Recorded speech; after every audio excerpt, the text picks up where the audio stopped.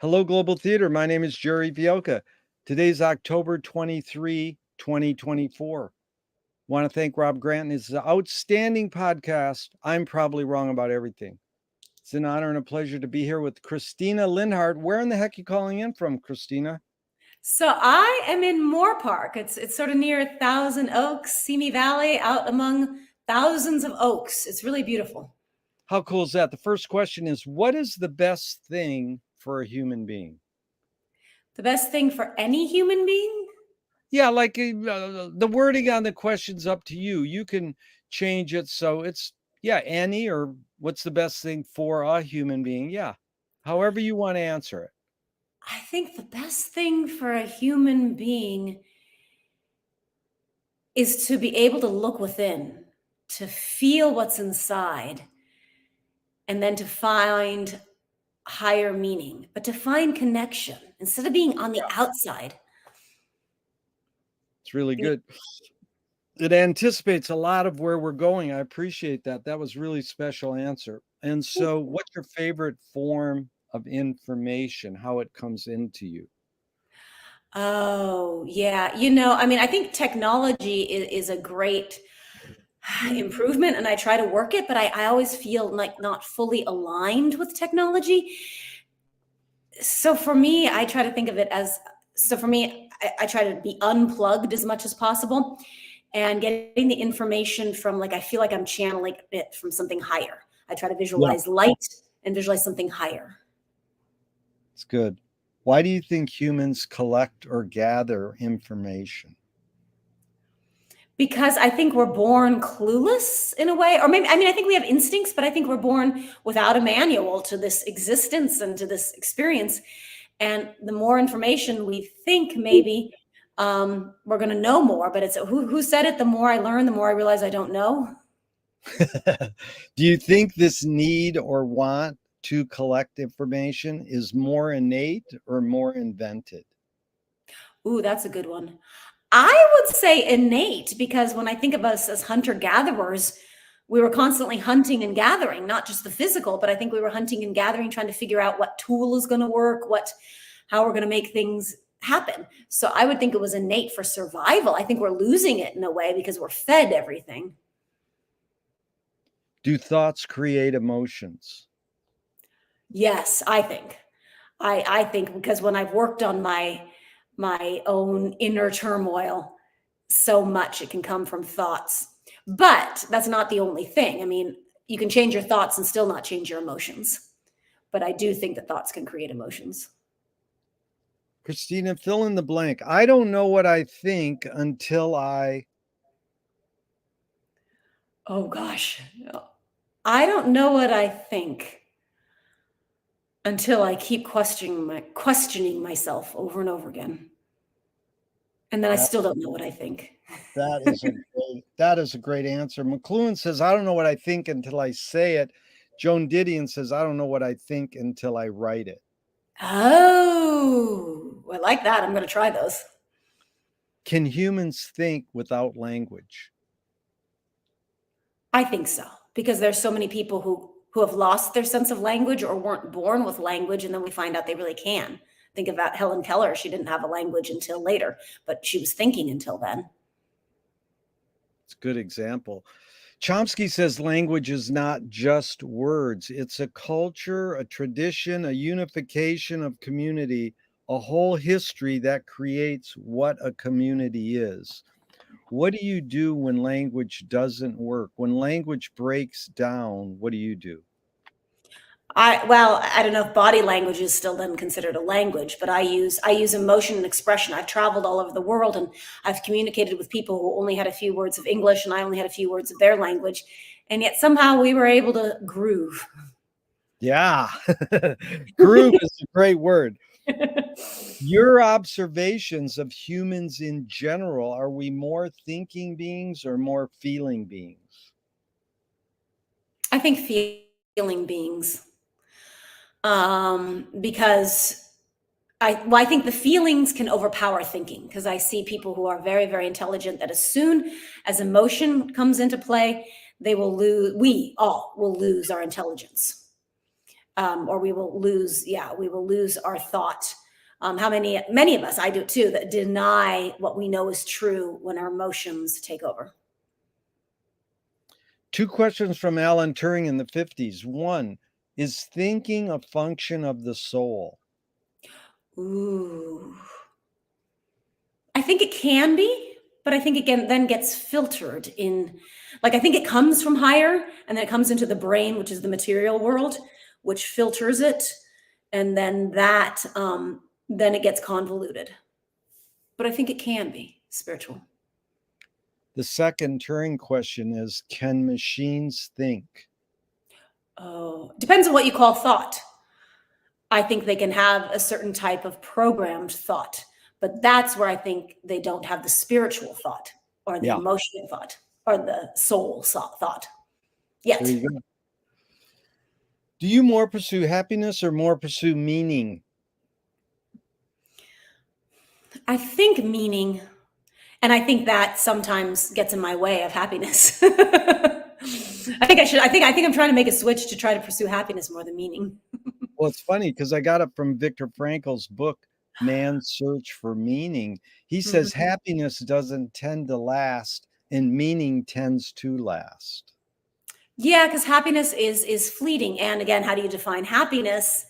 And it definitely is a fleeting thing. Whereas meaning, sometimes once you get it, it can live with you. Once you find that aha moment, you can keep that with you. Whereas the happiness can come and go.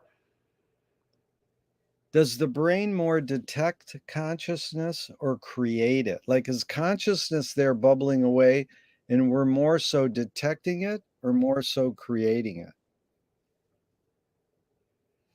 I would say more so we're detecting it, because I don't believe, like, I remember my really atheistic scientist friends would say, oh, they've discovered where consciousness lives in the brain, or they're about to.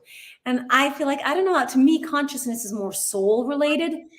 And so I don't think that, I think there's both. I think there's an element of both. Yeah, But I think consciousness can be coming from a higher place if you believe in any kind of spirituality whatsoever. I think the yeah, consciousness is coming, and so we're detecting it. But then I think then we influence it, because I do think our thoughts have incredible power. yeah. What's faster, speed of light or speed of thought? Hmm. I don't know, but I'd say maybe speed of thought, but I don't really know. Um, Well, because if you say, that's too scientific for me, because I don't know how fast the speed of light is.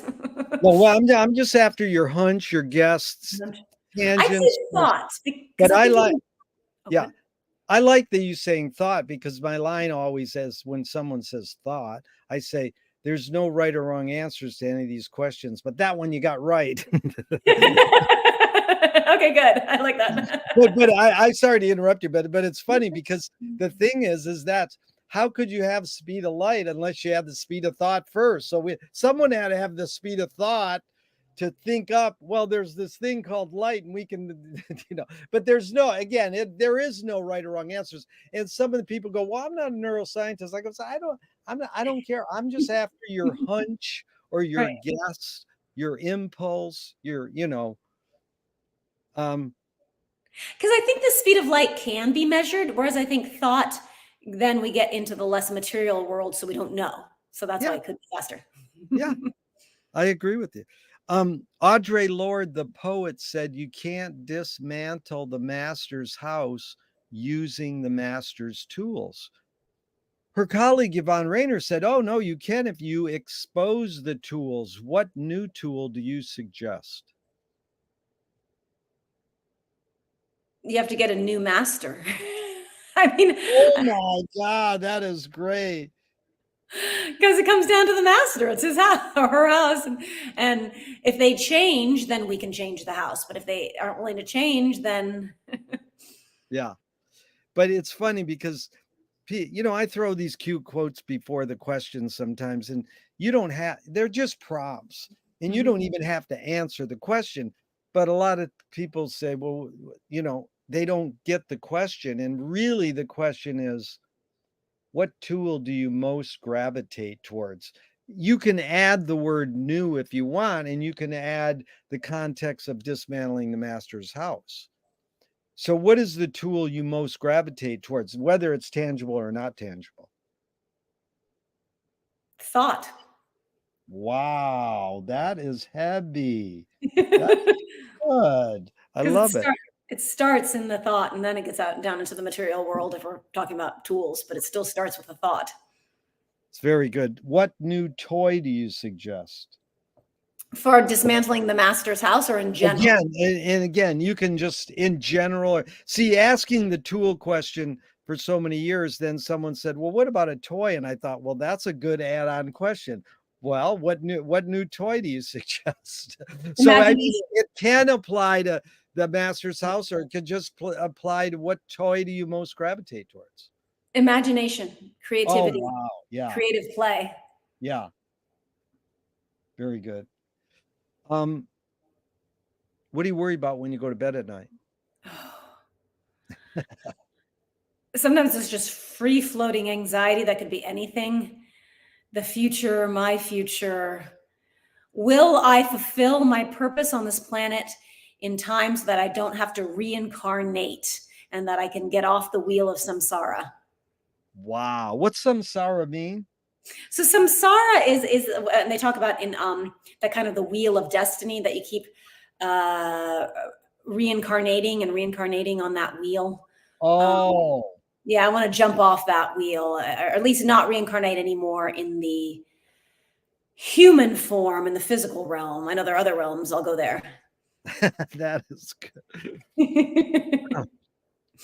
McLuhan learned from Ezra Pound, the poet, that artists are the antenna of the race. They're broadcasting and detecting the hidden psychic effects of our inventions, so we might learn how to cope with what we don't like about our inventions. So, Christina, I asked you the question Marshall probed his whole career. Why do we ignore the hidden psychic effects of our inventions, even though the artists are broadcasting them to us? What is there another way of phrasing that Yep. question? It's like we invented telephone television. That's what we're on right now. We're live across the world.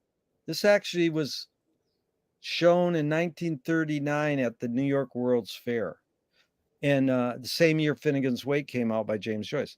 But Mhm. now it's like that's all people do is Zoom. Like, you have some friends, I hate Zoom. And some people live on Zoom and that's all they do. So Mhm. we don't know the hidden psychic effects of Zoom. We just use it as a tool. For me, interviewing people, it's been amazing. I didn't have to wait until I was on your side of town or you came to my side of town and then you had to drive and park. It's just like boom, you hit one button and the hidden psychic effect is I've found in 5 years of doing this on Zoom was people are more attentive and more present in a Hmm. Zoom than they are in a room because our eyes would be wandering. People don't want to hear that. They want to go, Jerry, why don't you do your events live anymore? It's like, I set up folding chairs for 40 years. I don't need that anymore.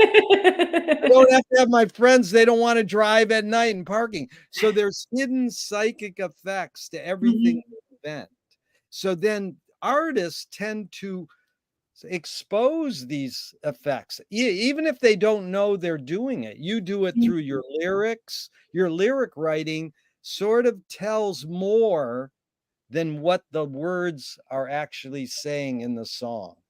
So Mhm. there's some hidden psychic effect to your singing. You're telling people words but people aren't always capable of getting that hidden message. It's sort of like what you said to be able to look within. So Mhm. that's sort of like that connection of the within. There's something a little deeper to, let's say, art. I don't Mhm. mean to be elitist, but there's a little something a little deeper to cars, to Mhm. spoken word, to printed word. And we just embrace every invention and go, well, I don't care what the negative effects is. I need to have a car. Mhm.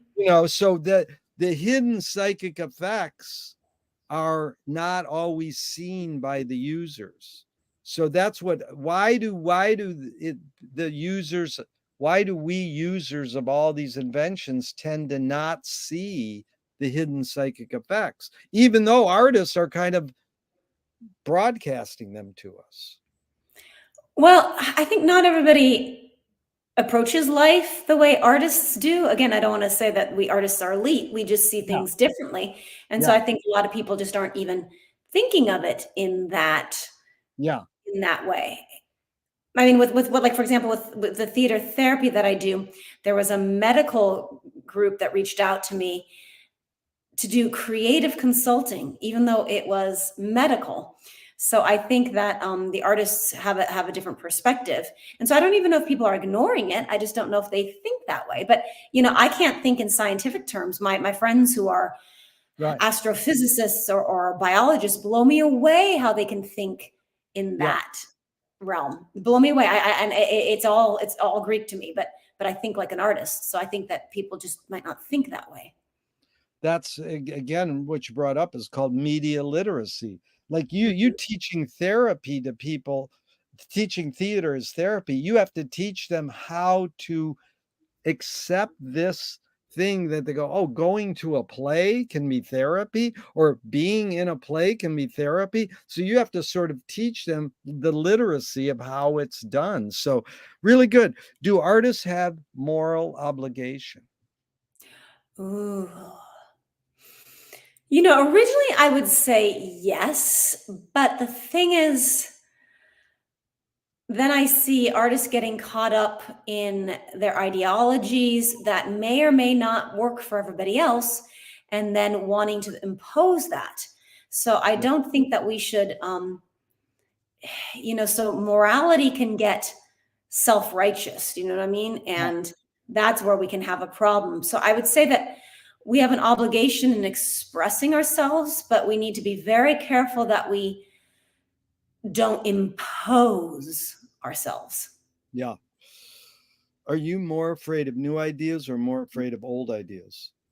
Oh, I think new ideas for sure. Yeah.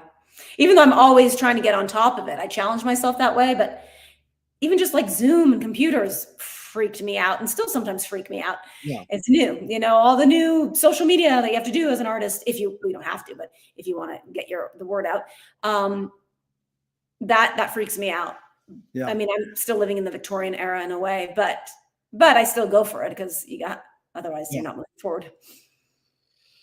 Can you conjure up your earliest memory ever or one of them? The earliest memories, I think I was 3 years old, and we were flying to Europe because we went to Europe every summer for my father's work.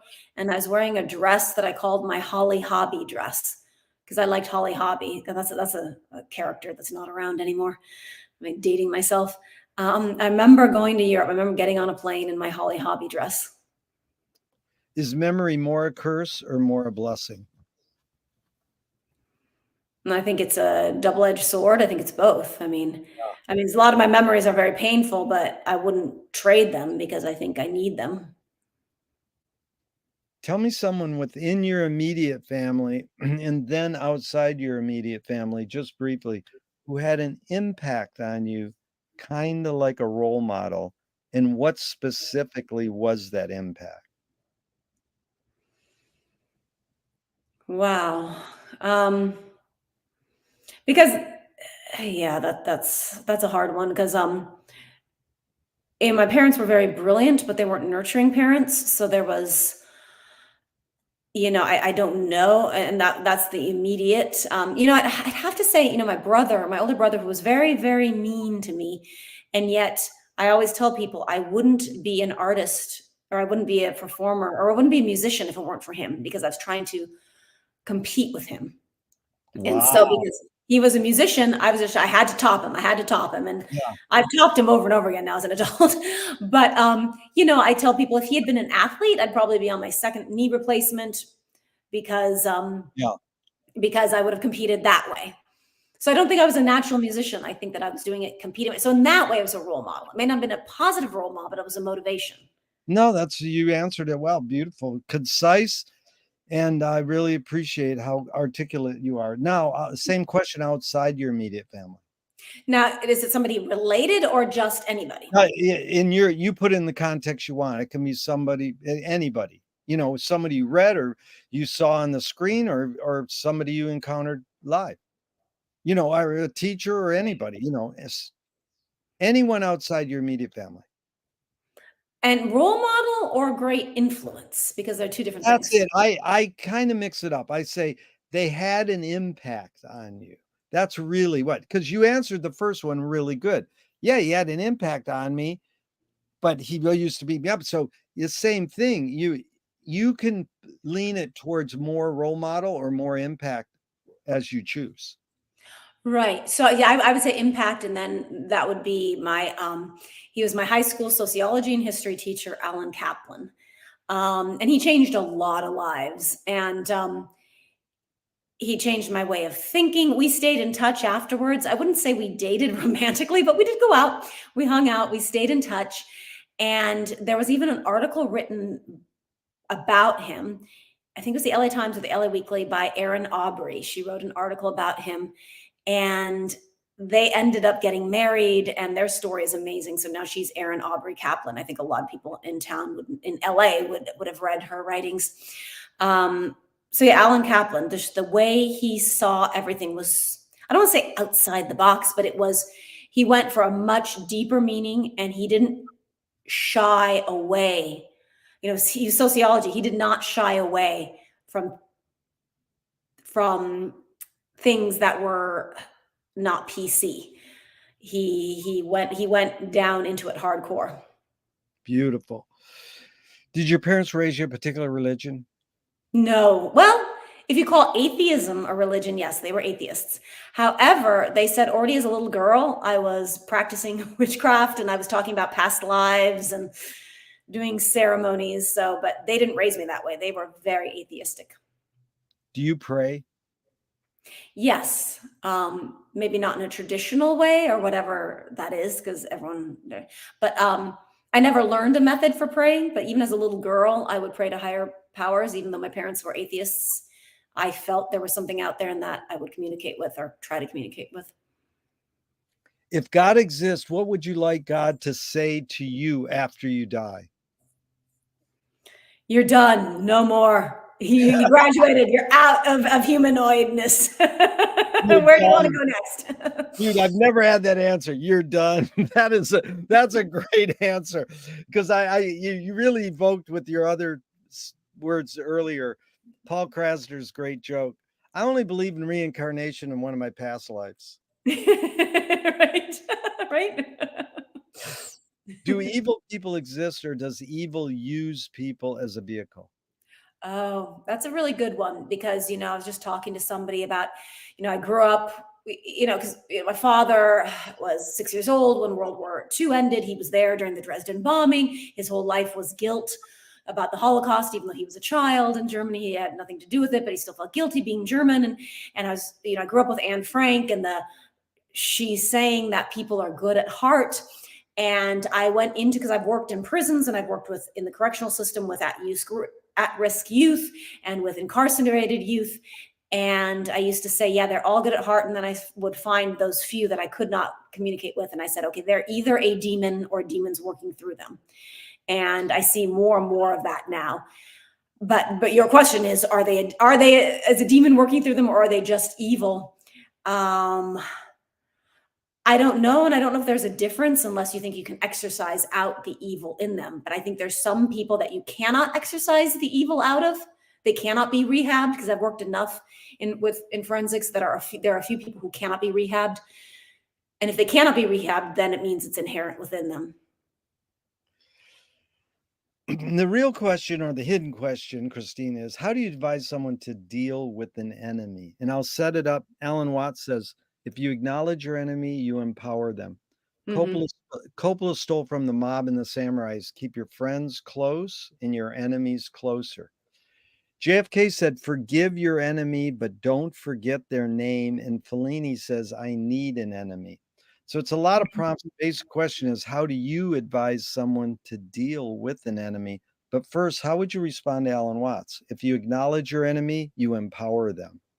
I think there's a lot to that. I remember when I was studying Kabbalah and Gnosis, and they said, if you have a problem, ignore it. And I know that sometimes we give too much power to our problems. So I think there is something about ignoring. Well, to me, ignoring it is letting go. But you can't always ignore it, because that enemy, or we're talking about how dangerous is this enemy? Is this enemy going to come to your house and cause bodily harm? And if it's that type of enemy, I can't say publicly what I would do. Oh my God, I love that. That is good. Well, you really evoked with the first part, Christina, and I really appreciate it. What you're saying, teaching me a lot, is Duchamp said, "There's no solution because there's no problem." So Hmm. that's sort of like, Kabbalah, it seems. But here's Nassim Taleb to take this one step further. Games were created to give non-heroes the illusion of winning. In real life, we don't know who wins or loses, but we can tell who a hero is. My friend said, well, villains don't think they're bad. They want control. Heroes want freedom. And Gregory Bateson says, if the criminal gets caught, does he go, whoa, my criminal skills weren't up to snuff that day? Or does he go, I did something morally and socially wrong? So again, it's a lot of prompts, but the basic question is, does punishment work? That, I think it's so case by case. Again, having worked for 20 years with veterans, but a lot of these vets were in and out of the pen. Yeah. So I've worked in incarcerated situations. So it is individual case. Yeah. How the individual is going to react and what the punishment is. I mean, I do believe in if you can rehab and reform. Like I used to, when I worked in juvenile hall, I would teach doing time, doing vipassana, and teaching meditation to the kids and that sort of thing. Because I think if you can rehab, then that's better than punishment. But I have seen some people who have done such horrific things to women and children out of pure joy. And in that regard, you're not going to rehab that person. And I believe it's like gardening. You just got to weed it out. And I'm not going to say what I'd do. James Joyce was the first projectionist in Dublin 100 years ago. He basically checked out. He said, this is stupid. Why should I go inside a building and see a movie of a tree when I can go outside and see a real tree? Years later, Faulkner said, sometimes the best fiction is more true than journalism. Why do we have to recreate things in order to get them? Why do we have to go to a theatrical play of people acting out life? Why don't we just live life? It's interesting because, between the age of 13 and 23, I didn't watch any TV or any films. I was just out living a very wild life. I wrote a young adult book about it. I haven't published it yet, but I do watch things now. And I find that because when you see somebody else going through it, sometimes you learn the lesson better than when you're going through it. Yeah. When we're going through it, we're in our head and we're not seeing it. But sometimes when we see that projected outside, we can say, oh, that was my lesson, or that's what I was trying to learn. Or it could just be something we want to live vicariously, that we don't really want to live it, but we want to live it. Like I remember somebody asked me, what is it about vegetarians wanting fake meat?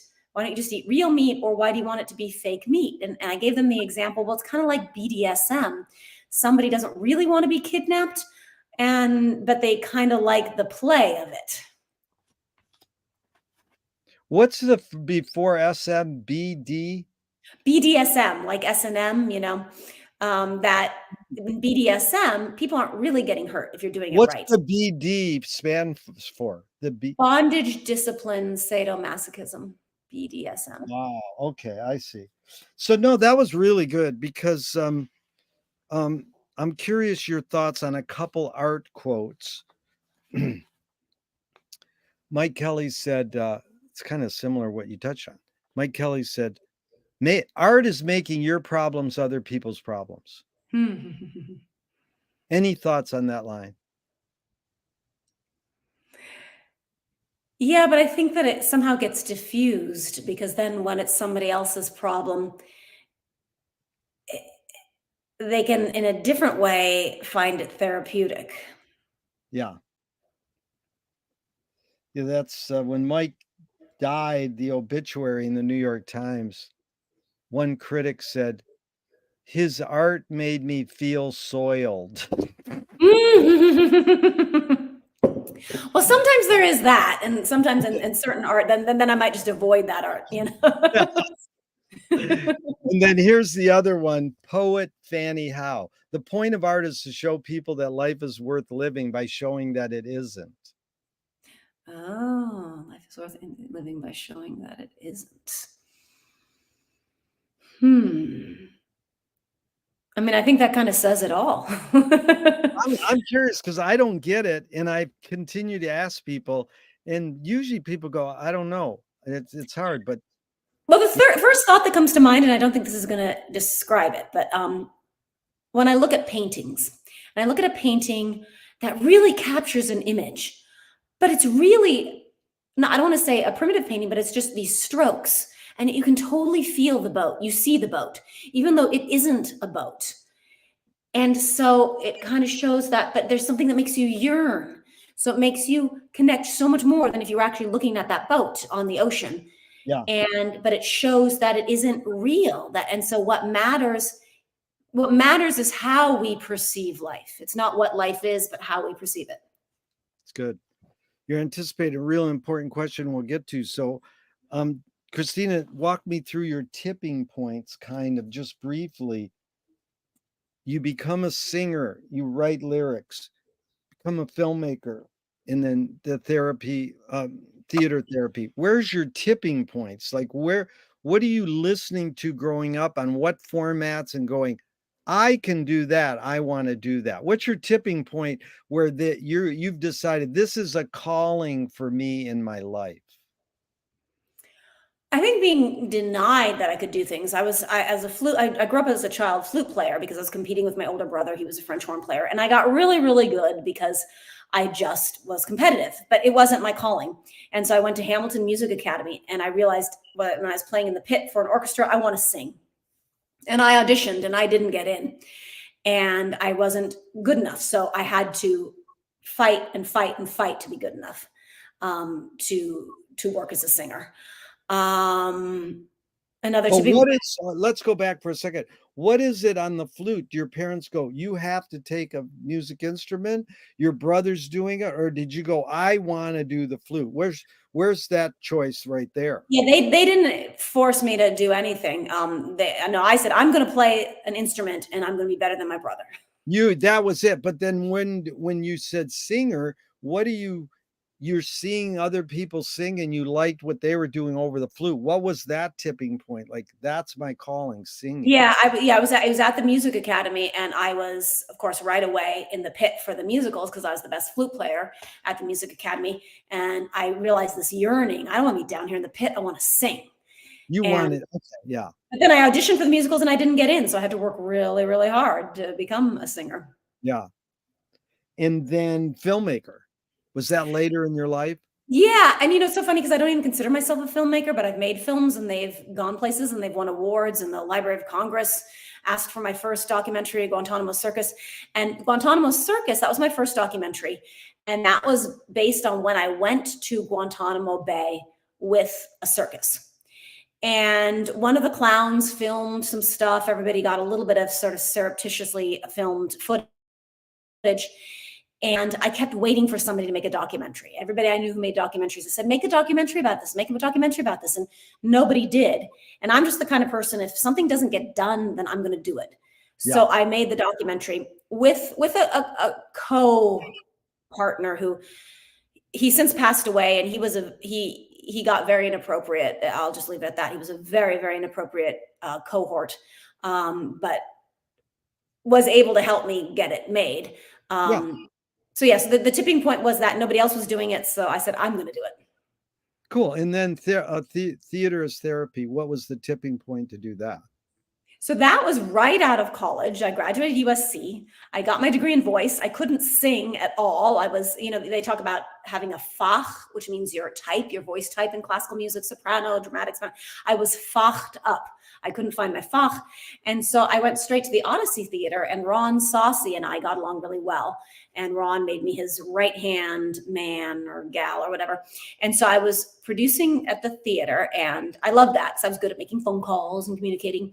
And one of my actors was, and I was already teaching in juvenile hall, substitute teaching in juvenile hall. And I was talking to one of my actors about working with the little gangbanger kids, as I called them.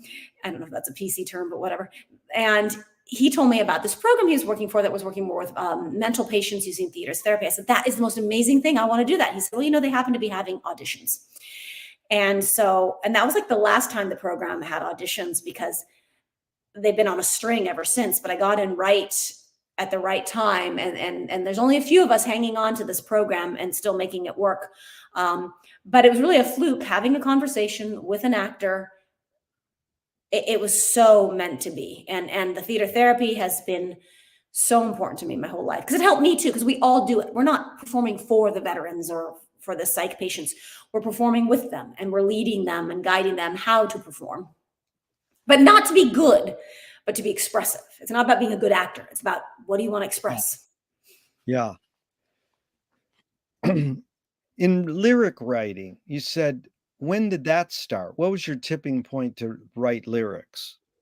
Writing always came to me easily. Writing music, no. Playing music, no. I'm not a natural musician.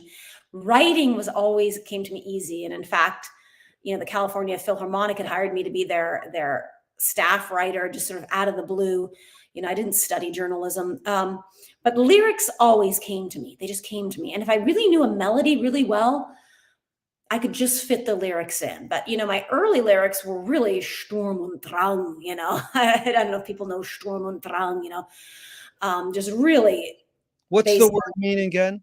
So Sturm, which means storm. It's like a German literary term. Goethe would talk about Sturm und Drang. I don't know exactly what Drang means, but storm and stress. And that was very much in the romantic writing of Goethe and that period, especially in the Germanic countries, Goethe and Schiller, Sturm und Drang. So my lyrics were very like the sorrows of young Werther, if you know what I'm talking about. Goethe's sorrows of young Werther, the torment of a restless soul and a broken heart. But lyrics always, just words came to me so easily. Right. But are you listening to pop music, to American Songbook, to just that German genre? What are you listening to that says, oh, I can do that? Interesting. Yeah. I mean, because growing up, like I said, the age 13 to 23, I didn't see any movies or any television. But I was out going to I saw the Rocky Horror Picture Show, but I was performing in the Shadowcast. So I was out, and then I was hanging out with all kinds of weird gang kids and all kinds of crazy kids, and on the Sunset Strip, everywhere. And we didn't listen to any pop music growing up. All we listened to was German operetta and classical music, but there were 2 albums that we could listen to in the household that weren't classical. One was Harry Belafonte, and the other was the Kingston Trio. So it was very exciting when I eventually later on sang with the Kingston Trio and sang with their longest running tenor, Rick Doherty, and performed with the Limelighters and all that, because folk music then was something to me. Oh, and a little bit of Tom Lear. We listened to a little bit of Tom Lear. Oh, that's good. You really have great. Yeah, he had witty lyrics. Well, but no, I never thought about I can do that. I didn't even think about that. The lyrics just came out naturally. Right. But let's go into that specifically. A screenwriting teacher told me great art is when you can clearly see the intention of the maker. Kubrick says the opposite. Great art is when you can clearly not see the intention of the maker. What role does intention play in your creative process when you're writing lyrics for a song? Yeah, because I don't know if you want to see the intention necessarily, because doing a lot of avant-garde music and theater, we knew what our intentions were, but the audience didn't need to see that, and yet they were moved. So I think it depends on what I'm doing. I mean, some things just come out, like certain lyrics, like when I was in a lot of pain just came out. There was no intention. It just the pain channeled the lyrics. But then there are other times when I definitely do have an intention, like, oh, I want to create this, I want to create that. But it just depends on the medium and the song. But by my early songs, those didn't come from intentions; those came from pain. Wow. What you said evoked T.S. Eliot. He says poetry can communicate before it's understood. So some of those songs, people might not, those art songs or avant-garde, people might not understand it, but it still communicated something. Yeah, and that goes back to like the painting I'm thinking of like these splotches, but you can still see that boat on the ocean. That's so beautiful. Duchamp said there's no art without an audience. How much are you thinking of your potential listener when you're writing your lyric? When I'm writing the lyrics, I wasn't thinking about it at all. But then when I was putting it together musically, because I'm not as attached to music, because I'm not, like I say, I don't feel like a natural musician, then I would think more about the intended audience. I mean, I think more about the intended audience on live gigs I do, because I'm being paid to do something for the audience. Like the Department of Cultural Affairs had me do my concert about exiles and emigres. And so, yes, I was very much thinking about the intended audience in that. But if you're asking about just the lyrics, I think those then I wasn't thinking about the audience. Yeah, that's good. The questions do apply to your other theatrical experiences. I know you sing at the beer garden parties. You go all over the place. And I love Oktoberfest. It's so fun because I was so not the kind of thing I did when my dad was still alive. I was singing Schubert and Schumann and singing for the German consulate and very the highbrow stuff. When my dad passed away, I'm like, I'm going to the beer hall. This is fun. I'm putting on the little dirndl but you see, I loved it because growing up, we Germans were like growing up in West LA, people hated me because I was German. And most of my friends were either Korean or Black or Persian, because they felt sort of out of the because I was like, by most Angelinos, white Angelinos, I was hated for being German. So I say to people, I'm glad now that Oktoberfest is becoming as popular as Cinco de Mayo or St. Patrick's Day, because I'd rather they associate us Germans with beer and boobs instead of us being Nazis, because that was all I got whenever I mentioned Germany. Nazi, Nazi, Nazi. So if you just want to think of us as beer chugging boob girls, I'll take that. Well, good. We'll go right into performance then. Ruth Draper says the key is to bring the audience up onto the stage and into the scene with you. It is they who must give you even more than you give them in the way of imagination and creative power. That sounds good, but how do you do that? You can do it. Well, for me, I do it quite literally, but I mean, like when I'm doing the Oktoberfest and a lot of these gigs, it's not my big artistic expression. I'm singing, we're doing the chicken dance. So I get people up and I get them doing the chicken dance with me. And it's so wonderful when they get up and they do the chicken dance. I always have audience participation in my shows. I learned that from my dance company. And with our dance company, we didn't always have the best dancers, but people really remembered the show because people got up. And if people can't get up, I'll have them move with their hands. And if they can't move with their hands, I'll sometimes bring the microphone over to them and have them sing something they can sing. And for me, I love that way more than if I'm trying to express my Sturm und Drang lyrics. I'd rather be the channeler of all of us having a good time. Because I thought a long time ago, you want to do good in this world, but what is good? Good and bad are so relative and so subjective. But if you make people happy, that I feel it can always be positive. So I just want to make people happy at my shows. And it's just so fabulous when I've done some of these Oktoberfests where we've gotten hundreds of people doing the chicken dance. How great is that? Now, my German friends who are very sophisticated, they're like, oh, how can you even do that stuff? And I think it's great. I think it's great. I'm with the people. That is beautiful. And here's Leonard Cohen. The only way you can sell a concert is if you put yourself at risk. And if you don't do that, people know. What role does risk play in your creative process? I mean, because the first thing that comes to mind is, because it's different doing your own work like Leonard Cohen does. And then so much of what my career is work for hire. They hired an Oktoberfest band to do these songs that are not Yeah. my songs. I'm interpreting them. But the risk is always when you're up there, just getting up there. Yeah. I mean, I don't get nervous before the Oktoberfest shows, but there will be times that I'm like, oh my God, can I really get up there again? I mean, when I'm there, I feel as natural and happy as positive. But there are other concerts where, there's a lot more stress. And I think just being up there with thousands of people, I mean, it could be hundreds, it could be 50, it could be 20, but the Oktoberfest shows can be big festivals, and you've got thousands of people up there. And I think if you don't give it your all, no matter how you're feeling, because sometimes I'll feel like I don't have the energy to get everybody up dancing. That takes a lot. But then you do it, and then it happens, and then you transform. And you don't just transform them, you transform yourself. So really good, really inspiring. And so, what does courage mean to you now? Courage. Do you mean courage as a performer or just courage in general? But and again, you put in the context you want. Both are you can be specific to one or the other. Yeah. However you want to answer it. Courage is courage. So it's not so much as a performer, but speaking one's truth. Yeah. I feel we're in an age where we can't, if we speak our truth, we can get a lot of backlash. It's amazing how many of my friends who consider themselves very open-minded people, but if I disagree on something slightly ideological or current affairs or perception of what's going on in the world, how much anger and being shut down. And I've watched people unfriend people and refuse to ever hire or work with people because they don't share the same ideology.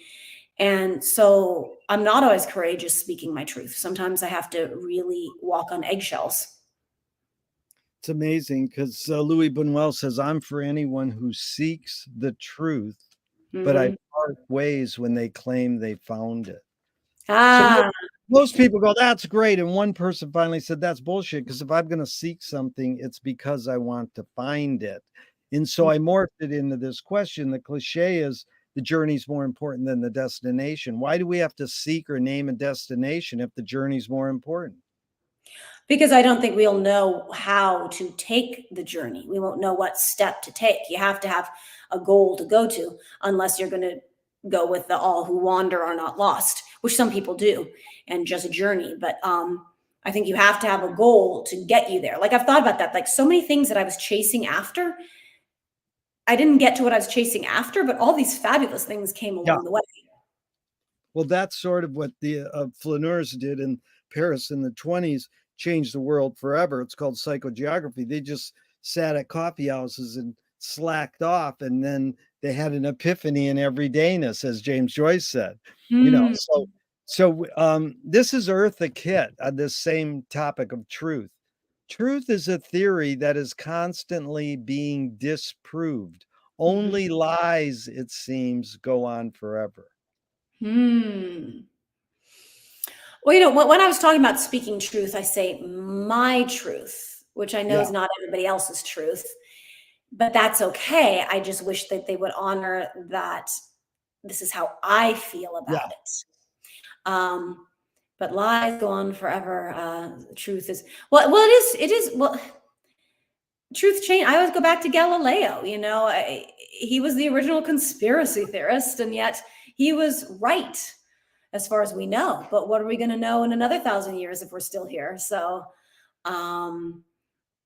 there are certain sort of acceptable truths for right now, but I'm always open to it being completely open. But if you go that far, then you can go totally crazy. So that's Shelby Foote said, "A fact is not a truth until you love it."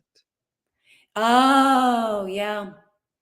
Yeah, I mean, because so many facts are created. I mean, I keep thinking about, my more astrophysic friends or my physicist friends, and, the math, I think, can be absolute in that there's certain equations that will get you the rocket launched. So I think those are facts. But everything else, I think we have we've created this reality and we've just made it a fact. That just like laws, somebody wrote that law. Well, what's the difference between art and science?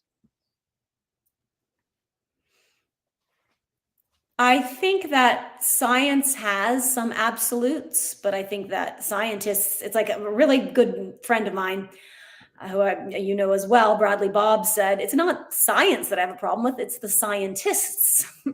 So sometimes, I hope he's okay, I mean, quoting him, but he put it public. So science can have some absolutes, but I think the scientists have to, whereas art can be much more nebulous. But great science is when it's approached as an art form and it's approached from a more nebulous. That's when you start making the discoveries. Beautiful. Sean Cocteau said, art is science made clear. Mm-hmm. Yeah. Oh. But back to truth. In lying, as Eartha Kitt said, only lies, it seems, go on forever. Proust's question is, on what occasion do you lie? On what occasion do I lie? Yeah. Certainly to not hurt somebody's feelings. Yeah. And sometimes, like I said, when I know somebody's just not going to accept my perspective and I know that it's going to cause a complete rift in our relationship, in our working relationship, if I speak my opinion. But that sometimes that's just a withholding. I don't know if it's a lie, but definitely I lie when okay, two things. I don't want to hurt anybody's feelings or I want to save my own ass. That's when I lie. Yeah. That reminds me of my two other favorite answers. Tom Waits, on what occasion do you lie? He goes, I didn't know I needed an occasion. and then this woman who dresses the stars, she goes, that's called manners. Right. And that, yeah, and there is something about that, because I had a friend who was like really embraced the hippie philosophy, and he said, and he was against manners because he thought it was just too, I don't know the word he used. It wasn't plebeian, but he felt it was restricting his. And I thought, I don't know. I think I was raised with a lot of manners and etiquette, and I believe in that. When somebody shows up with manners and etiquette, I'm into it. But I think that's hilarious. You call it manners. It's good. And one more question about performance. Viola Spolin said, if the audience cannot see your struggle to achieve something, they cannot root for you to achieve it. What role does struggle play in your creative process? Mm-hmm. Yeah. Well, there's the everyday struggle, just getting out of bed and being able to do it. There's the struggle of putting on the costume and putting on the makeup. There's the struggle of, if it's something new, to learn it. I'm not a fast learner. Yeah.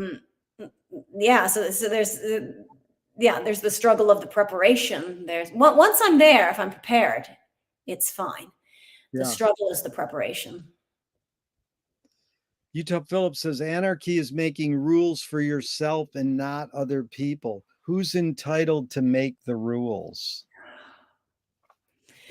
Yeah, I mean, you talk about democracy rules, but still some people aren't represented. And then you go back to that Star Trek where they went to rescue Spock, and it was all about the needs of the many outweigh the needs of the few. No, the needs of the few outweigh the needs of the many.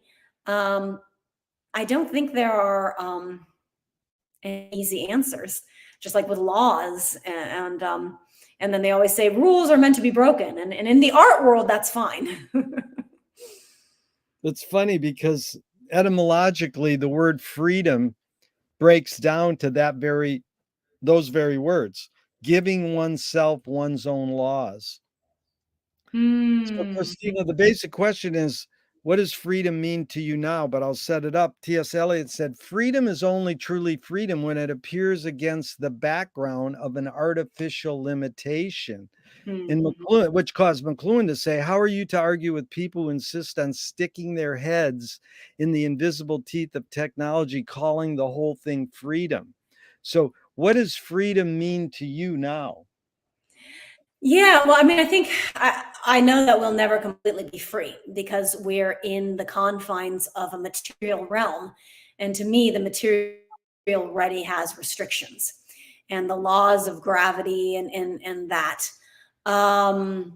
So I don't think any society will ever be completely free. And that's, I think freedom process. We're constantly trying to find that, because how do we have freedom, personal freedom, without, you don't want personal freedom that somebody can just go kill anybody they want to kill, or run a red light whenever they want to, but that could be their freedom. But at the same time, I've seen a lot of restrictions lately that I'm like, that's not for us, for personal freedom. So I think it's an ongoing process. And I think it's a feeling. Like, I know when I feel free and when I don't. It's a feeling for me. Yeah, it's like Frank Zappa said, keep the government out of your underpants. Right. Your whole bodily system, your whole keep the Your government. whole bodily system, in fact. Hello. Yeah, like don't let the government get past your epidermis. That was what I say. I spoke with Michael Apted, the filmmaker, 40 years ago. I says, why do rock video editors feel so obliged to edit fast? Most people don't know that Abel Gance invented rapid montage in 1922, but in the 80s, it flourished because of MTV, to the point where Marty Scorsese said, hey, I cut my films faster because of MTV. Well, Michael Apted said, because we've learned to take in information faster. And I asked this question with a bias. Can we literally learn to take in information faster, or are we just brainwashed to believe we can?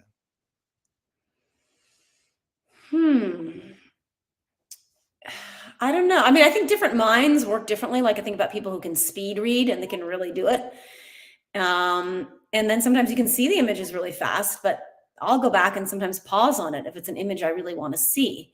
I think the faster it goes, the more subliminal it becomes. I don't know. I think we all have, our brains all work differently, because I know how differently we all learn. Well, That's the not hidden right. question really is, Christina, is can humans literally multitask? I think to an extent. Yeah. Yeah, I think to an extent. I mean, yeah. I mean, I think there comes a time when then we're not applying enough to any of the tasks. But I think to an extent we can multitask. What was the motive of the cave artists, the cave singers, the cave dancers? We have cave art sort of documented, but we don't have cave dance or cave music. But your hunch or your guess, what was their motive? Ritual. And also, to, like, what we're still doing is to put something external that shows we're here. We all want to know that we were here. I lived, I was here. So a lot of people have children, is to pass themselves on. I think it was, and maybe to keep record, to say, I lived, I was here. So that doesn't just go out in a blip of an eye and we're all forgotten. To be remembered. I think ritual and to be remembered. Yeah. It's really good because it leads into this question. We're doing a big project on archiving right now. And Charles Baudelaire said, if you try to make a statement long, deep, and rich, it will age very fast. If you try to only own the day you're talking, it will last forever. Or as David Lee Roth said, here today, gone later today. So this word archive basically in 1600 meant a record preserved as evidence. So I'm going to set up a little more, but the basic question is archiving more innate or more invented? Isn't the point of the world to live in the moment, be here now? In fact, Wyndham Lewis said, artists live in the present and write a detailed history of the future. And the Egyptians kept stuff in their coffin with them. But, everybody collects all this stuff. And then what are you going to do with this stuff? Does it matter? Well, I know history matters. I mean, I go to the library every day, but I also love the fact that the futurists in Italy said, destroy all libraries and museums. So do you think this need or want to archive is more innate or more invented? I think it's innate, because I think the be here now is what we're striving for and we can never get to. They're always telling us in Buddhism or meditation, be here now, but because I think it goes back to what I said earlier, is that we're so confused why we're even here at all in this human existence. So, and that we come and go, and I think everyone's looking for immortality one way or another. And Yeah. archiving is a way of immortality, or one's hope for immortality. Do you have plans for your own archive? Yeah, I want to talk to you about that, because I was thinking about that, like where do things go? Because you can put things up online, but whatever platform you're on could disappear. Um, Yeah, I mean, I know. archive.org, by the way. You know archive.org? Oh no, okay, I'll look at It's that. one of the greatest websites in the history of the world. They just got sued and they had to be put down. So many people like myself have huge amounts on archive.org. Now, hopefully it'll be put back up. But it is hard because imagine you have boxes of stuff, your films, your records of all your art over the years, your theater. What do you do about that? What Yeah. you Yeah, know, so yeah, and I've just had this long conversation with a girlfriend because we're talking about the technology, but the technology, like you said, the platform can go down. So my Guantanamo Circus, fortunately, the Library of Congress approached me and asked to have it in their yeah, permanent collection. So I think as long as the Library of Congress exists, that will be kept, that will be yeah, archived. Then there's a library, I mean, there's an archive in Berlin dedicated to my dad's work. And I went there, and they're in it's a vault that's nuclear proof and climate proof and everything proof. And so there's a lot of his work, but a little bit of mine there. But otherwise, I was trying to think, what do I do with my other documentaries or videos? Because YouTube one day could go down, or, even if you have it on all these different platforms, or the whole internet could get washed with an electromagnetic pulse. And we actually have these covers that are supposed to guard technology from electromagnetic pulses. So we do have some of our hard drives protected from electromagnetic pulse. But if there's no way to play it, how do you do that? And then a friend of mine and I were talking about, maybe you need more tangible photos now. I mean, photos can burn, but if all technology is wiped out, what do you do then? And then we talked about making like books of our photos. So it's multi-pronged, and it's something I constantly think about. I don't think anything is absolutely proof. And my friend said, she said there are whole emperors we don't know anything about other than the date that they ruled and died, because there was just nothing archived, or it was lost in the Alexandria library burning or whatever. yeah. In the hard drive situation, I've been taught by the best archivists in LA is, oh, I've got my stuff on hard drives. It's like, yeah, you have to check your hard drive once a year and replace it every 10 years. And people go, I Right. don't do that. It's like, Right. what? So this is Hollis Frampton, a great filmmaker, said narrative is born among the animal necessities of the spirit because we're waiting to die. Can you forget to die? I mean, it depends. Yeah, I think it depends on your beliefs in the afterlife. Like, I feel like I'll never die. And in a way, I don't like that. Because again, it's like the reincarnation thing. I want to be done. Yeah. So I think we die in this human form, but I think we just keep going on and on. And so in that way, you forget to die if it's never ending. But to me, I don't like that belief, but it is the belief I have. I want there to be something done at one point. Yeah. I What's more important, conviction or compromise? mean, it depends on the situation. It just depends on, it so depends on the situation. Yeah. It really does. I mean, I think both are necessary. In your accomplishments, how do you rate these three elements? Luck, skill, and ambition. What played the biggest role, second and third? Ambition for sure, because I had to work really, really hard, and I just kept crawling, scratching at it. So ambition. What was the other one was luck, and the other one was Skill. skill. Well, I would say then skill, but that was because I trained really hard. Yeah. But it wasn't a natural, innate skill. Yeah, I would say ambition, skill, then luck. And you've touched on this one a little. T.S. Eliot said, poetry is outing your inner dialogue. What language is your inner dialogue in? I think it is in words, in English words. I What think it form is. is your inner consciousness in? Hmm. More feelings, more perceptions, I think. Yeah. Is perception reality? Yes and no. It's like I went back to my own truth or your own truth. Yeah. I think it is one's personal truth. Yeah. then everything else is subjective. It's amazing because one of my heroes, I.F. Stone, said, "The truth as I see it." Right, exactly. Two of my film heroes have this mantra: ignore yourself. Jonas Mekas says, "There is no self-expression." And Cecil Taylor, the jazz pianist, says, "I'm just a vehicle, and this stuff just comes through me." Is art making more self-expression or more your vehicle for whatever technologies, cultures, and environments are dominant?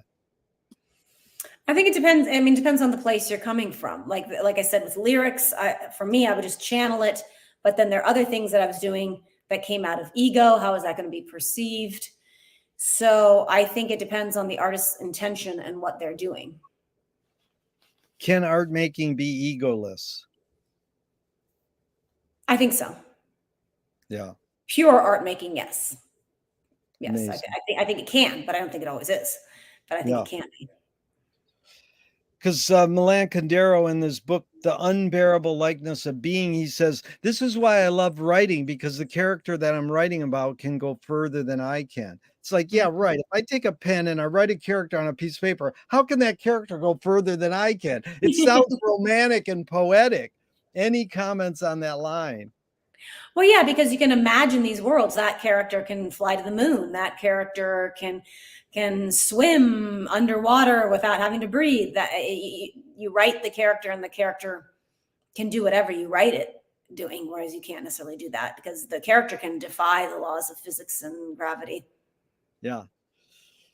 My friend says the 3 T's of music are taste, theory, or taste, theory, and technique. So you've learned how to sing, you learn the structure. How does one acquire taste? Again, that's subjective, but there is sort of a thing that, and I think that's more the innate thing, or that's more a gift or a talent. Like I said, I'm not a natural musician, but I think naturally I had a sense for design and presentation and color coordination and that sort of thing, which one would consider taste. But again, taste is like art. It's subjective, but I think there are just things that people can say, wow, that was good, or wow, that works and that doesn't, which is so fascinating in the design world. Amazing, because there is a McLuhan line I want to read you about taste. He said, song is slowed down speech. The reason cultures have different musical taste is ultimately connected to language difference. I'm curious, do you have any reaction to that? Well, I thought about the musical because musical taste, because I remember I was in the car driving to Joshua Tree with one of my father's friends, who was a famous opera director. And he was a true artist, and his wife was really the business person. And she said, oh, you have to have a Rolex watch if you're going to be a successful opera person. But I remember we were talking about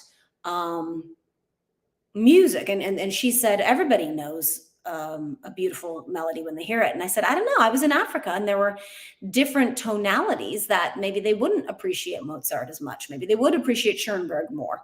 And she couldn't wrap herself around that, or wrap her brain around that. Whereas he said, I could see that depending on your tonality and where did tones come from. I mean, is a universal melody a universal melody?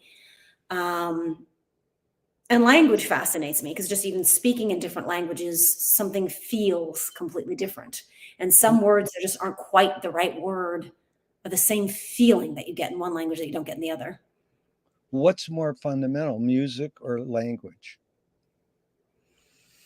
How do you mean by fundamental? Well, that's like Lily Tomlin. Reality is just a collective hunch. We kind of know what fundamental means, Right. but just put it in the context. Basic, raw, whatever. But you and me think we can agree upon fundamental. What's more fundamental, language or music? Well, if I think of fundamental practically, I would say maybe language. But I think fundamentally, like if you mean innately, I would say music. That's good. I like that separation. Name a song, an instrumental that makes you laugh. No lyrics, a song that makes you laugh and there's no lyrics?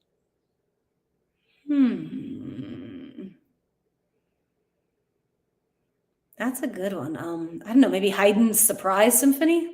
Yeah, something like that. Because I mean, how could something make you laugh that doesn't have Right, words? You know, it is a right. phenomenon. It I is, mean, but yeah, when you talk about universal, like music is yeah, more universal because you can communicate that yeah, way. that's probably a better word or a good word for fundamental, universal. Oh, then yeah, definitely music then, yeah. That gets in there. Yeah. So tell me one major element of your Christina creativity. You know, the Christina-ness. One major element that stayed the same and one major element that's changed in the years you've been doing this. Yeah, one element that's always been there has been, I think, my connection to the clown and circus. And I think another thing that has, I think what has changed is, gosh, what has changed? I think I talked about going into the the beer halls when I think I let go of some of the, even though I was always connected to the clown and the circus, there was still always this opera diva thing going on. I think letting go of the classical, even though I still do classical.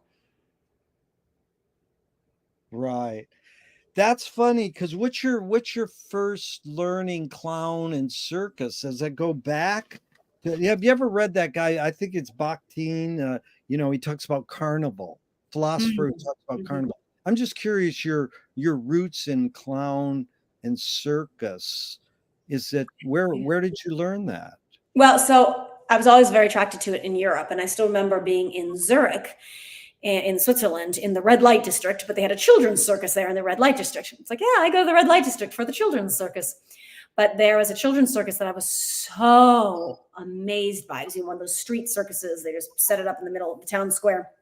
And there was even a riot one year, and we were tear gassed. And but so I was so impacted by the circus art that I'd seen in Europe because it was a lot more respected art form. And then I'd come back to the United States and I said, we don't have this. We don't have this until I got out of college and I met Tuba, the clown, Ringling Clown, and the Fools Guild. And then I realized there are all these people who are working professionally as jugglers and mimes. And I realized that the circus does exist here. Yeah. And so the whole Fools Guild and my friends who are specialty entertainers and variety entertainers. And but yeah, it goes back to Europe. And especially, I think I was like 5 or 6 when I saw the Kinderzirkus, the children's circus that I was so enamored by.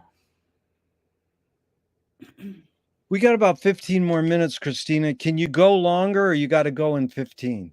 No, I'm fine. You can go longer. Okay, then we can stretch it out a little because I would like to go into this. What's the function of laughter? Now I remember somebody in college in one of the classes saying laughter is to feel superior. And I thought that was so horrible. I argued, I said, I will never accept that laughter is to feel superior. I think the function of laughter is to let go. That's amazing. Let go, because to feel superior is just you have ESP to my next question. First, I want to say Gurdjieff said the function of laughter is the reconciliation of yes and no. And so that's sort of funny. You see, there's something different going on, or there's some binary duality, something. But McLuhan loved to quote Steve Martin. He says, behind every joke, there's a grievance. And I'm curious your thought on that. And I sort of say, drop the word every. Behind jokes, there's a grievance. Maybe behind jokes, but there's other things that make me laugh. Yeah. Yeah. And again, and I don't think they come from superiority or a grievance. I think it can just come from fun, from just letting go. To me, just letting go of, the absurdities of life, but not necessarily grievance or superiority. Fun and let go. That's amazing. Okay, so this is perfect lead in. What's the function? No, can satire be destructive? I asked my friend who wrote comedy with Robin Williams, can satire be destructive? He says, that's the job of satire. But if me or you do a certain cartoon in a certain country and they kill us, some people think dying is destructive. And Swift said he compared satire to a mirror in which people could see every face but their own. What's the function of satire? I mean, satire, I think, can be to wake people up. Yeah. And I think that that's important. And I think satire is showing a different perspective. But I think it can be destructive, and I think it can be cruel. You know, I remember talking to a friend of mine, and he said, mean humor is still mean humor. And I don't like mean humor. And Yeah. sometimes people say, oh, but there's a reason for it. Like I remember with the whole Borat thing, I had admiration for how he could put himself out there. Yeah. But at the same time, I felt he insulted people. And they said, well, these people deserve to be insulted. But I don't know. They were being nice to him. Do they deserve to be insulted? Yeah, agitprop. I wanted to like Borat a lot more than I did. And then it was like, dude, yeah. It's like Eric Andre, same thing. It's like, give me a break. Come on. Right. And yeah. And with his This Is America, he interviewed some people that maybe I didn't have the tremendous amount of respect for them or agree with them, but still they were out there doing their jobs and he was wasting their time, is how I felt, you know. But then you get to, you know, Mad Magazine. A lot of us grew up with Mad Magazine. That was the week that was, and Harry Shearer and Saturday Night Live. And now a lot of people get all their news from Colbert or all what's called comedy news. Mm-hmm. But satire news, does this more activate people or more pacify people? Well, I think the problem now with satire news and comedy news is who's funding it, because now I'm seeing agendas behind the satire. It's not satire to me anymore. It's I'm seeing indoctrination now. Those are some strong words, but so as indoctrination disguised as satire. And yeah, that's amazing, because you know there's a big article on how Jon Stewart spawned Tucker Carlson. Mm-hmm. Tucker Carlson's scary because he's a deadhead, but he learned, because we grew up with trusting the news as being sort of faithful to what's going on. You know, Walter Cronkite. Then Jon Stewart came along and got lots of money to tell the news. So then it shifted the whole thing. Well, no, our duty is to tell the news. No, our duty is to make money and become a big business. So then Tucker Carlson came along and Fox said, well, we can do that too. If you guys are doing it with Jon Stewart, well, we can do it too. And it's like, uh-oh. Right, but now he's entirely independent and he's not funded by anybody. And the thing is, what I've seen with I have to look at who is funding any of the news, and it's corporations. Yeah, it's corporations. And so to me, the independents are the ones that I listen to. Doesn't mean I necessarily agree, but I'm going to listen to them more than anything that is funded by big pharma, big tech. Yeah. Military industrial complex. Yeah.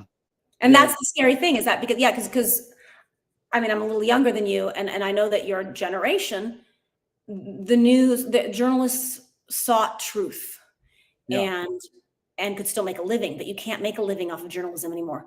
So you have to be funded. And so I look at who are the special interests behind any voice, and that's hard.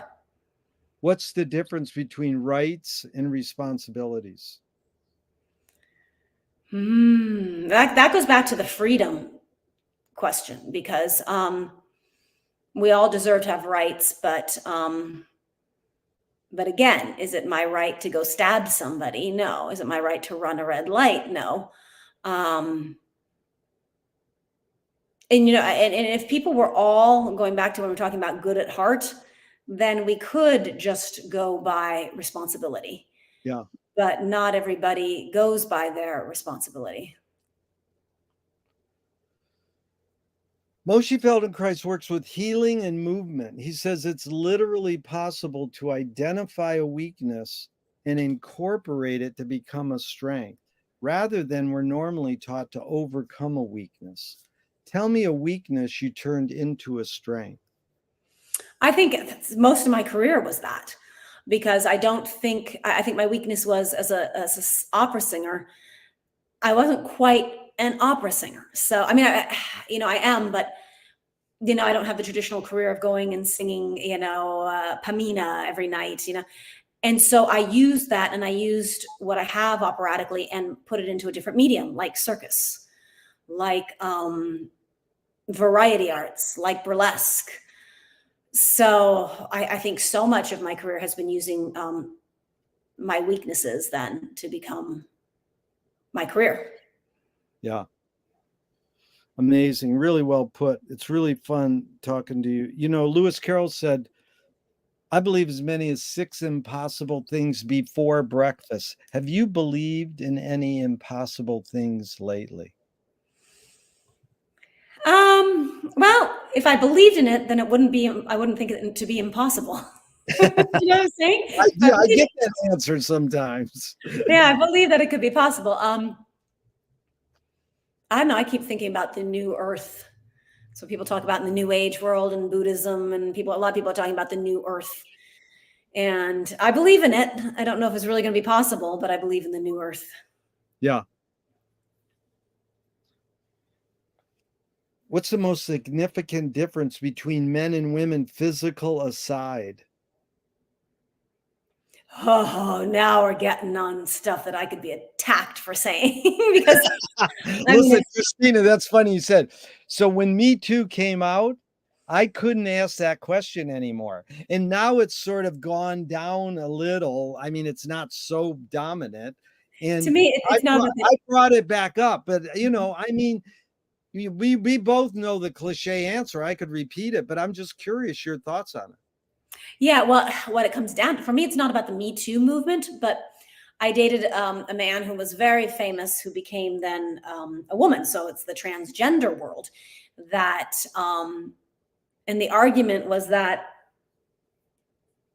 there is no difference. You can change.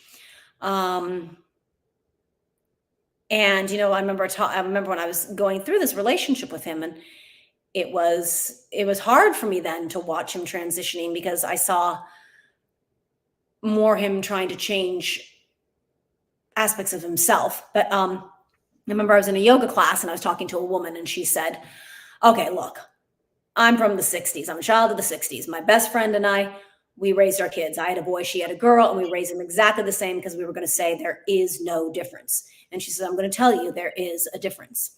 And if you talk to parents who raise a boy and a girl, they will see a certain difference. But even talking about that now is considered so un-PC, and you can get so attacked for it. Again, it goes back to my, I can't speak my opinion on that one because. No, that's all right, because we'll just do this. Here's how I usually ask this question, because I wrote an essay called Can Art Stop War? And it's basically about Finnegan's Wake being a manifesto as an anti-war manifesto. And it's based on matristic civilization. So my question, before I learned the word matristic civilization, which is a better way to say it, my follow-up question would be, what caused matriarchy? What caused matriarchy? Yeah. How would you answer that?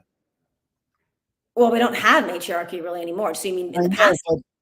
Well, that's the thing. Was there matriarchy? Because, Maria Gimbutas, right at UCLA, and Rianne Eisler, Chalice and the Blade kind of want to prove that we're more hardwired for cooperation and partnership than we are for war, because women give birth. So that's matristic civilization. I mean, I was going to say why, for civilizations that were matristic, would be because women gave birth, and so that was like a miracle. But then it could be that the other guys, they're like, wait, we can't do that. That's not fair. And then so this inferiority complex, so let's take over. Like I remember a friend of mine, he said he was raising a daughter and then a son, and he said, okay, I can see why back in caveman days that, you know, we guys got together and said, look, that team's winning. We got to figure something else out. What do we have? Okay, we have more in general physical strength. So let's dominate physically.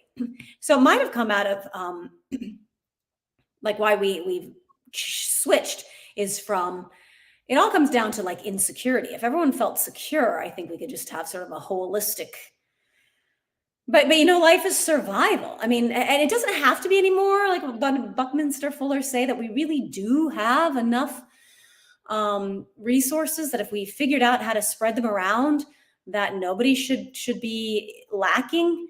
And if that were the case, but people always have that survival and getting more and getting more. Amazing what you just said, because Bucky said the great line that's credited to Marshall sometimes: all crew, no passengers. We're all participating. It's partnership, it's cooperation. We're more hardwired. The word you use, holistic, and it might be based on an insecurity.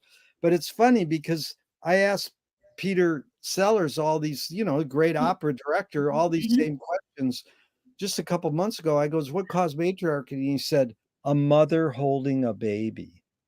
And it was really touching because it really, what caused matriarchy, in my opinion, is biology, that women give birth, you know, and that's a nurturing act. But I love your idea of the guys going, hey, they're controlling us. We're stronger. This is a funny, again, I can't say this. I heard this, and I'm not saying I believe it, but I heard this years ago. The word mafia starts with the letters M-A, ma, because women run the world, but they let men think they run the world. I'm glad you can laugh and you don't kill me for that, because I'm not saying it's true, but it is funny. And I said it at one of our book clubs, and the woman goes, shh, don't tell people that.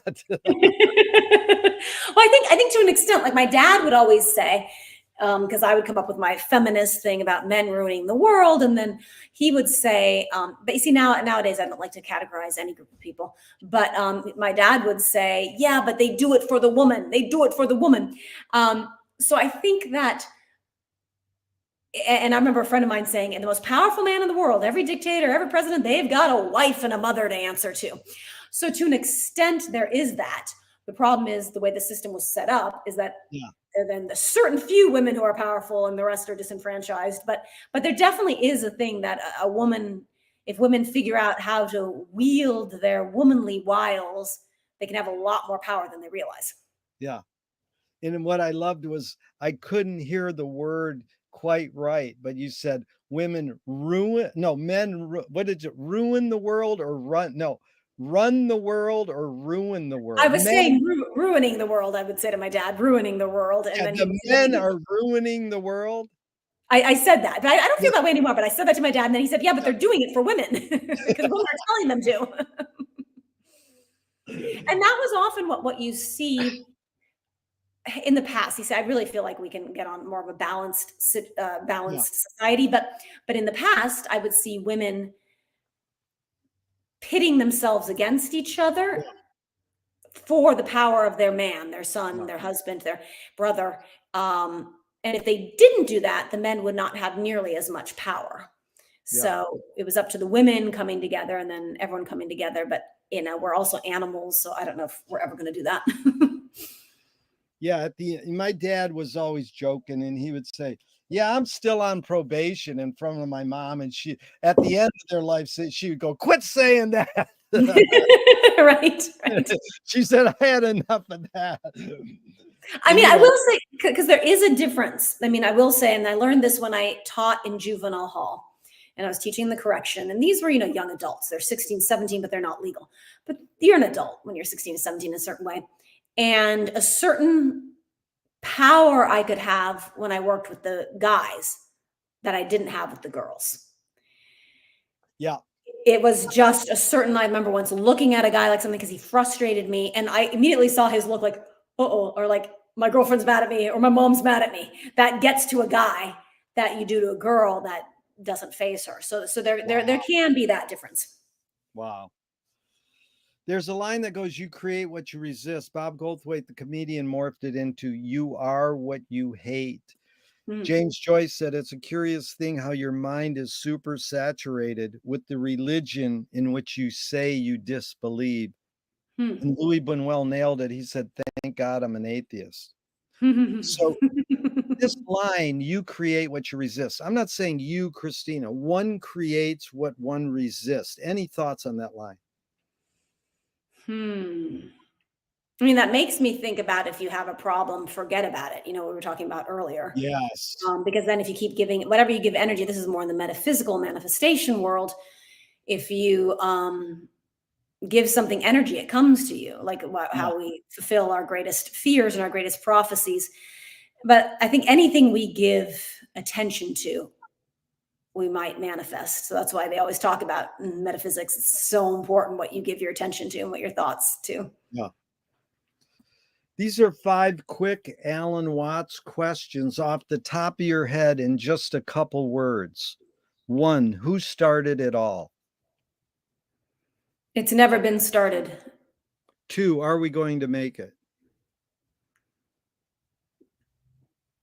We already have. 3, where do we put it? Nowhere. There is no it. 4, who's cleaning it up? It will dissipate on its own. 5, is it serious? Life is too important to be taken seriously.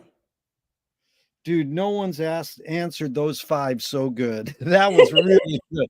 But what's another word for dissipated? What do you mean by that word? Dissolves. Dissolve, yeah. I mean, because for me, you know, I'm very much an ecological person, and I care about the earth, and I care about pollution and everything. But I know at some point, everything will dissipate. You know, humans eventually will die off. Eventually, in 20,000 years, the plastic will dissipate. Yeah. And one day, because if you're talking about infinity, then it's just a blip. Yeah. But still, in the meantime, there's all this junk that we need to get rid of. But you know, one day we'll be gone. I like the word infinity because Lord Buckley, Lenny Bruce's biggest influence, said, "Dig infinity." And both what I learned the most from James Joyce and Frank Zappa is all times are happening now. It's called all at onceness. Yeah, and that one I really stress about, you know, the quantum physics, because there's stuff that I've left behind that I really want to leave behind. I'm like, please don't let that still be happening. It stresses me out. That's back to David Lee Roth. Here today, gone later today. Right. Okay, so how do you find peace of mind? It's like the constant pursuit. If I can let go of my thoughts, you know, we're talking about thoughts and consciousness. If I can let go of my thoughts, and usually for me, I have to do something tangible, like be in nature. And if I can be in something so beautiful, like the Swiss mountains, or certain favorite beaches, or 2 harbors on Cat Harbor on Catalina, I can start letting go. But usually it has to be something from the outside in. If you were walking down the street today and you met yourself as a 12-year-old, what would you say to your 12-year-old self? Stop drinking milk. That I got to tell you, you know, Martha Colbert, what is her name? Martha Colbert. She's a great animator in experimental film. And she said, "What do you mean? Do I have any regrets?" I goes, "No. If you met your 12-year-old self, what would you say?" And she said, "Stop drinking all that peppermint schnapps." I think the peppermint schnapps was healthier than the milk. Yeah, it is. And now I've had 2 drinking answers, you know. Right, I know, right? Yeah, Stop that milk, I think stop drinking milk and stop drinking peppermint schnapps. That's great. Maybe peppermint they can schnapps do is healthier.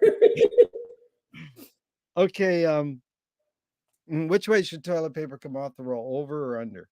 Oh, over for sure. But I've been talking about toilet paper rolls a lot because there's a song, "Oh, mein Papa," da, da, da, da, da, da, da, that we sing at Oktoberfest. And I know when my dad knew the man who wrote that, it came from a Swiss musical, and then some Eddie Fisher made it famous here. And at the man's home who wrote it, when you pulled his toilet paper, it was a music box that played that tune. Oh my God. That's a good convention. I want one of those. If a I know. publisher was going to release your autobiography off the top of your head, what would the title be? Hmm. Sounds pretentious. I was gonna say a step beyond Zen, but that sounds so pretentious. I don't mean it that Oh, way. I thought the title was sounds pretentious. I was gonna say a step beyond Zen, or that's what I used to think about it, but Step I don't know. beyond, what's the third word? Zen, Z-E-N, a step beyond Oh, Zen. step beyond Zen is good. They want to scent the glue in the binding. What smell? Ooh, cedar wood. If a statue was built in your honor, where would you want it displayed and what would it be made of? Porcelain. I'd want it made of porcelain. And, I was gonna say the Swiss Alps, but I don't wanna ruin the Swiss Alps with a statue. So I'd say when I think about porcelain, Dresden. Tell me something good you never had and you never want. Are they the same thing? Well, yeah, it's something good you never had it and you never want. One thing that's good, you never had it, but you never want it. Superstardom. That's it. The three answers I get the most: fame, money, and heroin. I'll take the money. No problem with the money. But the superstardom, you want it, but then when you have it, it changes everything Oh, and yeah. changes everything. And Yeah, you can't ever get back freedom. You lose your freedom. Superstardom, you lose your freedom, no matter what. totally. If you were in a vat of vomit up to your neck and someone threw a bag of shit at your face, what would you do? Die. Die! Go unconscious. I couldn't handle it. That's my limit. I've Unconscious. never had the word die. That Just is an die. amazing I don't word. yeah, I can't. I won't come back from that. What what's the cultural shift you see developing today that inspires you? Oh, that inspires me because I was going to say what disturbs me is the intolerance. That well, I talk about the ideology. My perspective's right, their perspective's wrong. But I'm seeing young kids waking up, Yeah, and a lot of young kids waking up and seeing that no, they're not listening to. I hate to say this, but they're not listening to the corporate run news. They're saying no. Christina, this has really been special. I got about 4 more and we're out of here. What's a question that remains unresolved for you? That's a question. Where am I going next? Yeah. How has You do so much. Let's just say, how has singing shaped your behavior? Singing? Oh, well, it makes me neurotic, even more neurotic than I am naturally, because you have to be so careful about protecting your voice and not getting sick. And but at the same time, it's taken me places I never could have gone otherwise. Something a trip, an experience that you can't pay for. Thornton Wilder said, art is confession. Art is the secret told. But art is not only the desire to tell one's secret, it's the desire to tell it and hide it at the same time. Hmm. You've laid your cards on the table for over 90 minutes. I'm not insinuating you haven't already answered this. What's it really all about for you? It's twofold. From a more ego base, just proving that I have worth. But then also going back to, I just want to get off the wheel of samsara. What do I have to do so I don't have to reincarnate again? Yeah. What gives you the most optimism?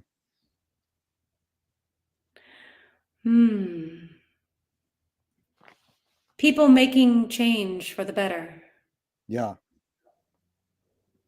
It's good. I'm glad you brought up change and for the better. I mean, isn't that what we're all here for, is make the world a better place? The first question I asked is, what's the best thing for a human being? And Wilhelm Reich said the best thing for a human being is another human being. And the last question I asked, what gives you the most optimism, is what they asked Groucho Marx at the end of his life. And he said, other people. So it's sure been fun spending this time with another person, especially because it was you. Thank you so much, Christina. That was super fun, and I sure learned a lot. Oh, thank you. These are you asked the most amazing questions. And actually, I remember a friend of mine, Mark Lipson, he produced The Thin Blue Line, and he knew that you were showing my documentary. And he said, what I love about Jerry's Q&As is he asks real questions. He asks deep questions. He asks questions that are not generic.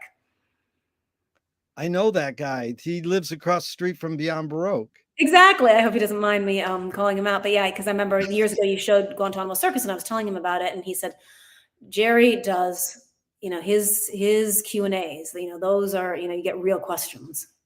I really appreciate that. I'm going to hit the end broadcast button. Can you stick around for a couple minutes? I forgot Absolutely. to ask. Okay, here we go. Thank you so much. Oh, here's my end line I have to always say. Even though I'm going to hit the end broadcast button, I hope this never ends and we can keep talking forever and ever. Me too. Yay. Thank you. Thank you, Jerry. Thank you, everybody.